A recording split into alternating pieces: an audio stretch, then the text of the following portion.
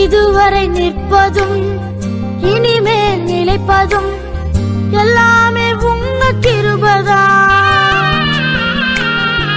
இதுவரை நிற்பதும் இனிமேல் நிலைப்பதும் எல்லாமே உங்க கிருபைதா.